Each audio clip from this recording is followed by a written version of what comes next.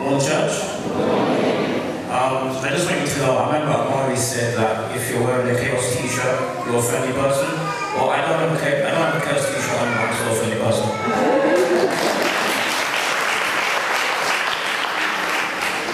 Alright, so you just encountered the play by the younger ones of Daniel chapter 3, and my goal now, in the 10 minutes I have, is to show you how it relates to young people and people in general.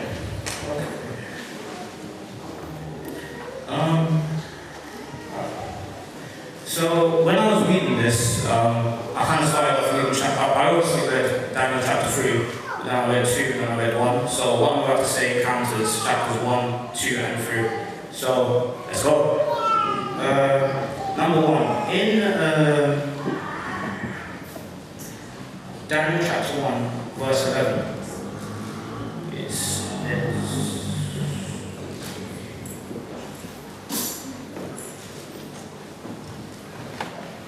it talks about the whole idea of Daniel.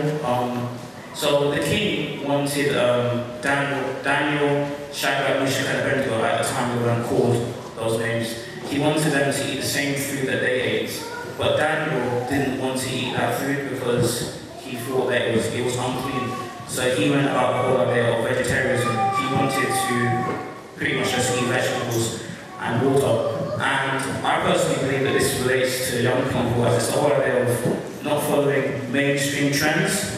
And sometimes people kind of ask you, why are you doing this, why are you doing that? And sometimes rather than explain to them why you don't follow their trends, you have to show to them. So for example, Daniel said he wanted to show them that he would be stronger. So by eating this diet, so he ate vegetables and water for 10 days straight. And from the Bible it tells us that him, Shadrach, Meshach, and Abednego, ended up being much stronger than the other men.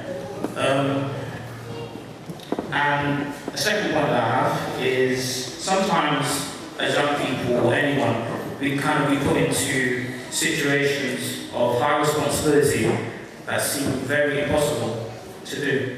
So, for example, Daniel chapter 1, verse 19 states that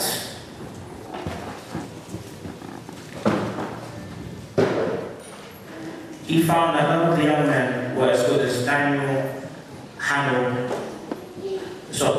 Shadrach, Meshach, and Abednego. So essentially these 4 men were the very best of what they did. They were the most, they were really good physically and they were really good mentally. And I think sometimes because you're put into situations of high responsibility and you know that there's a lot of risk, as a result sometimes you can get kind of overwhelmed, and sometimes, obviously it sounds quite routine, but the best thing to do is just to pray. Because when you're in a situation where you're really overwhelmed and you don't really know what to do, just pray and just pray for guidance. And that's what Daniel did. It says right here that in Daniel chapter 1, verse 18, it states that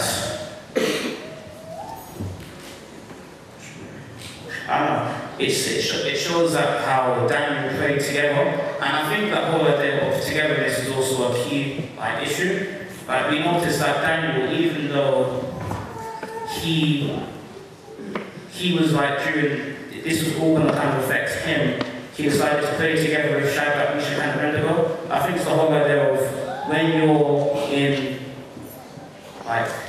suffering, you should just stand alone. I think as young people, sometimes we're kind of taught the whole idea of, you need to be an individual, you need to follow this whole idea of individualism, doing things your own way, it's either my way or the highway. But I think you need to come together as one, rather than just try to live things by yourself.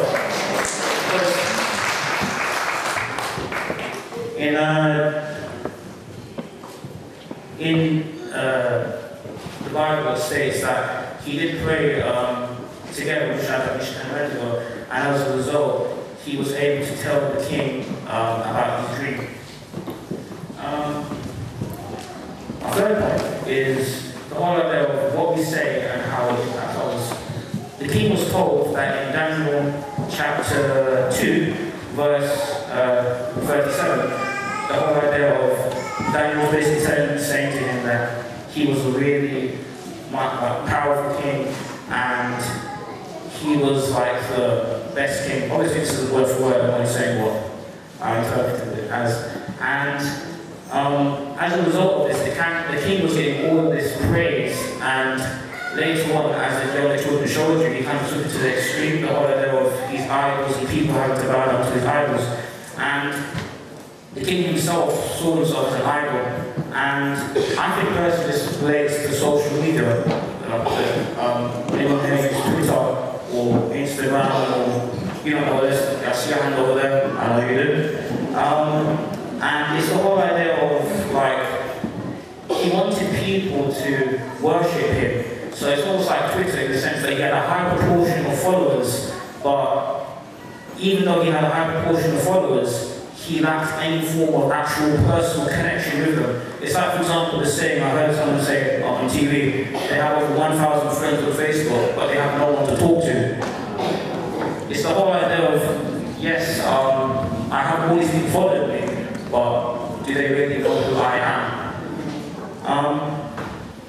And another point, it's the whole idea, another part that we want to, it's the way how I think society has, uses methods to kind of present the whole idea that things are wrong. So, for example, in Daniel chapter 3, verse 4, it says that the people spoke of every language. So, in this nation, there are people who spoke in every language. Let's say, for example, using a modern example happening, people speak English, Spanish, French, the whole spectrum.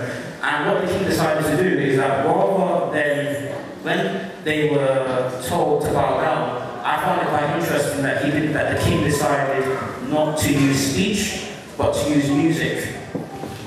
I thought that it's the kind of the whole idea, like he wanted to make sure that, like, because they all didn't speak the same, he wanted to use a method of communication that's kind of universal to them all. And I think that this, again, easily does link to society right now. If you link it to the music industry, it's almost like, I'm going to give you an example there. Any young person here, do you know someone by the name of C.H.A.O.S?